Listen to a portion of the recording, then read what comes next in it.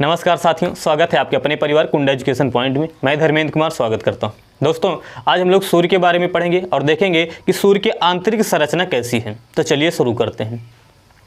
ध्यान दीजिएगा, सूर्य एक तारा है जिसमें स्वयं की ऊर्जा एवं स्वयं के प्रकाश पाए जाते हैं। अभी हम लोग ये भी देखेंगे कि सूर्य में स्वयं की ऊर्जा एवं स्वयं के प्रकाश कहाँ से पाए जाते हैं। और सूर्य का निर्माण जो है वह विभिन्न प्रकार के गैसों से हुआ है, जिसमें 71% हाइड्रोजन पाया जाता है, 26.5% हीलियम पाया जाता है, बाकी 2.5% जो है अन्य गैसें पाई जाती हैं। ठीक है। और सूर्य की त्रिज्या जो होती है वह 6.96 गुणे 10⁵ किलोमीटर होती है। ठीक है। अब हम लोग ये देखते हैं कि वास्तव में सूर्य की आंतरिक संरचना कैसी है। कहने का मतलब यह है कि ये मान लेते हैं हमारा पूरा का पूरा सूर्य है, तो सूर्य की आंतरिक संरचना कैसी कैसी है हम लोग इसको देखते हैं। तो सूर्य की आंतरिक संरचना जो है वह वास्तव में 6 प्रकार की परतों से मिलकर हुआ है। अब हम लोग ये देखते हैं कि वास्तव में सूर्य का निर्माण जो है 6 परतों से मिलकर बना हुआ है। तो ये कौन कौन सी 6 परतें हैं, तो ध्यान दीजिएगा। सूर्य की जो सबसे आंतरिक परत है उसी को कहा जाता है कोर, या इसी को कहा जाता है क्रोड। आप देख के समझ जाओगे कि हाँ, ये कोर वाला भाग जो है वह सूर्य का सबसे आंतरिक भाग है। इसका मतलब ये है कि कोर जो है यह सूर्य का केंद्रीय भाग है। इसका तापमान जो होता है वह होता है 1.5 × 10⁷ डिग्री सेंटीग्रेड या 15 मिलियन सेंटीग्रेड। ठीक है। और वास्तव में नाभिकीय संलयन जो होता है वह इसके केंद्रीय भाग में ही होता है। और वास्तव में सूर्य में जो स्वयं की ऊर्जा एवं स्वयं के प्रकाश पाए जाते हैं वह नाभिकीय संलयन के कारण ही होता है। सूर्य में या किसी भी तारे में जो स्वयं की ऊर्जा एवं स्वयं के प्रकाश पाए जाते हैं वह नाभिकीय संलयन के कारण ही होता है। और किसी भी तारों में जो नाभिकीय संलयन होता है वह उसके केंद्रीय भाग में ही होता है। ठीक है। तो ये हो गया पूरा का पूरा, हम लोगों ने कोर को देखा। अब हम लोग देखते हैं दूसरी परत को। दूसरी परत का नाम है रेडिएटिव जोन या विकिरण मेखला। अब सीधी सी बात है, यहाँ पर पहले वाले भाग में कोर में यदि नाभिकीय संलयन होगा तो यहाँ पर ऊर्जा भी बनेगा, यहाँ पर ऊर्जा मुक्त होगी। जब ऊर्जा मुक्त होती है तो यहाँ पर फोटान, यक्स किरणें, गामा किरणें इत्यादि पाए जाते हैं, जो यहाँ से जो ऊर्जा बनती है वहाँ से ले जाने का कार्य करते हैं। इसका मतलब ये है कि यहाँ पर कुछ ऊर्जा वाहक पाए जाते हैं। ऊर्जा वाहक का मतलब ये है कि जो ऊर्जा को ढोने का कार्य करते हैं, जैसे फोटान, एक्स किरणें, गामा किरणें इत्यादि। ठीक है। ये सारी चीज़ें दूसरी परत में पाई जाती हैं। अब हम लोग तीसरी परत देखते हैं। तो ध्यान दीजिएगा, तीसरी परत का नाम है कॉन्वेक्टिव जोन या संवहनीय मेखला। और तीसरी परत में हाइड्रोजन के छोटे एवं बड़ी बड़ी कोशिकाएं पाई जाती हैं। इसमें हाइड्रोजन की छोटे एवं बड़े बड़े कोशिकाएं पाई जाती हैं। ठीक है। अब हम लोग देखते हैं कि चौथा परत कौन सी है। तो ध्यान दीजिएगा, चौथा परत जो है इसका नाम है फोटोस्फीयर या प्रकाश मंडल। इसमें सबसे इंपॉर्टेंट जो है वह प्रकाश मंडल या फोटोस्फीयर ही है। और यह वास्तव में सूर्य का सतह होता है। तो ध्यान दीजिएगा, यह सूर्य का क्या है, यह सतह है या दीप्तिमान भाग है।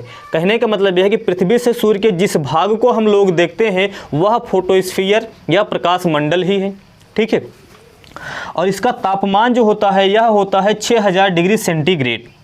और सौर कलंक धब्बे जो पाए जाते हैं यह इसी में पाए जाते हैं। ये सौर कलंक या सौर धब्बे या सौर ज्वालाएं इसी को कहा जाता है। ये क्या चीज़ है, इस चीज़ को समझना।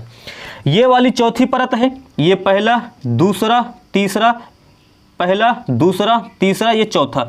तो यहाँ से क्या होता है, यहाँ से ऊर्जा ऐसे मुक्त होती है और ये जाता है ऐसे, और उसके बाद फिर आके यहीं पर ये मिल जाता है। और जब ये ऐसे यहाँ पर जाता है, इसका मतलब जैसे जैसे दूर की ओर जाएगा वैसे वैसे तापमान कम होता जाता है। और फिर यहाँ से आता है, इसका मतलब तापमान कम होगा, और जहाँ पर ये पहुँचता है उसके भी तापमान को कम कर देता है, जिसके कारण यह बिल्कुल धब्बा सा दिखाई देता है, काला काला दिखाई देता है। इसी को कहा जाता है सौर कलंक या सौर धब्बे। और जो ये निकलती हैं इसी को कहा जाता है सौर ज्वालाएँ। और इसको यहाँ से लेकर यहाँ तक जाने में 11 वर्ष का टाइम लगता है, फिर यहाँ से यहाँ तक आने में 11 वर्ष का टाइम लगता है। टोटल मिला दिया जाए तो लग जाते हैं 22 वर्ष। इसी को कहा जाता है सौर चक्र। तो वही मैंने लिखा है कि सौर कलंक या सौर धब्बे जो पाए जाते हैं वह प्रकाश मंडल में ही पाए जाते हैं। और सौर कलंक चक्र जो होता है यह 22 वर्षों का होता है। 11 वर्ष जाने में, 11 वर्ष आने में, टोटल 22 वर्ष का होता है। ठीक है। अब ध्यान दीजिएगा, अब सीधी सी बात है, अगर यहाँ से ऊर्जा ज़्यादा निकलेगी इसका मतलब ज़्यादा जाएगा। जब ऊर्जा ज़्यादा जाएगी इसका मतलब यह है कि धब्बों की मात्रा जो होगी वह ज़्यादा बड़ा होगा। और ऊर्जा कम जाएगी इसका मतलब है कि धब्बा जो बनेगा वह छोटा बनेगी। तो ध्यान दीजिएगा, यदि धब्बा छोटा है इसका मतलब यह है कि यहाँ से ऊर्जा कम निकली है, यदि धब्बा बड़ा है इसका मतलब है कि यहाँ से ऊर्जा जो है ज़्यादा निकली है। ठीक है। अब हम लोग आगे देखते हैं। यहाँ तक हम लोग देख चुके हैं। अब हम लोग देखते हैं पांचवा परत जिसे कहा जाता है क्रोमोस्फीयर या वर्णमंडल। ध्यान दीजिएगा, जैसे पृथ्वी की अपनी एक वायुमंडल पाई जाती है, वैसे ही क्रोमोस्फीयर भी जो होती है यह सूर्य का एक वायुमंडल होती है, ठीक है, जिसमें बहुत सारी गरम गरम गैसें पाई जाती हैं, ठीक है। अब हम लोग देखते हैं छठा परत। छठे परत को कहा जाता है कोरोना या किरीट। छठे परत को कहा जाता है कोरोना या किरीट, और यह हमेशा नहीं दिखाई देता है, यह सिर्फ सूर्य ग्रहण के समय ही दिखाई देता है, और इसी को कहा जाता है सूर्य का मुकुट। इसे सूर्य का मुकुट कहा जाता है, ठीक है। अभी एक चीज इसमें छूट गया था, इस चीज को थोड़ा सा समझ लीजिए। ये सौर कलंक या सौर धब्बे को ऑरोरा बोरियोलिस या ऑरोरा ऑस्ट्रेलिस भी कहा जाता है। कैसे कहा जाता है इस चीज को समझें। जब सूर्य के प्रकाश मंडल से सौर कलंक निकलते हैं तो कभी कभी उत्तरी ध्रुव तक पहुंच जाते हैं, और जब उत्तरी ध्रुव पर ये पहुंच जाते हैं तो उत्तरी ध्रुव पर इसी को कहा जाता है ऑरोरा बोरियोलिस। और यही सौर कलंक जो है यदि दक्षिणी ध्रुव तक पहुंच जाते हैं तो दक्षिणी ध्रुव पर इसी को कहा जाता है ऑरोरा ऑस्ट्रेलिस, ठीक है। इस चीज़ को ध्यान देना। और ये जो है ये हम लोगों ने देख लिया कि ये पूरा का पूरा क्या है, ये है सूर्य का मुकुट, ठीक है। तो ये पूरा का पूरा था सूर्य की आंतरिक संरचना। सूर्य की आंतरिक संरचना में देखिए क्या क्या प्रश्न पूछे जा सकते हैं, अब इसको थोड़ा सा समझ लीजिए। सीधा सीधा पूछा जाता है कि नाभिकीय संलयन कहाँ पर होता है, तो हम लोग कहेंगे कोर वाले भाग में होता है। सूर्य के केंद्र का तापमान कितना होता है, तो हम लोग कहेंगे 15 मिलियन डिग्री सेंटीग्रेड होता है, ये मैंने लिखा है, ठीक है। साथ ही साथ ये भी कहा जाता है कि पृथ्वी से सूर्य के किस भाग को देखा जा सकता है, तो हम लोग कहेंगे प्रकाश मंडल को देखा जा सकता है, ठीक है। सौर कलंक कहाँ पाए जाते हैं, तो प्रकाश मंडल में ही पाए जाते हैं।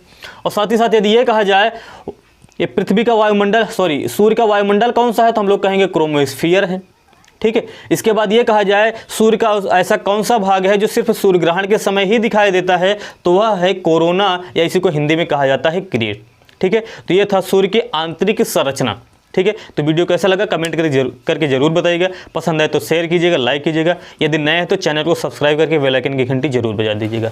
धन्यवाद।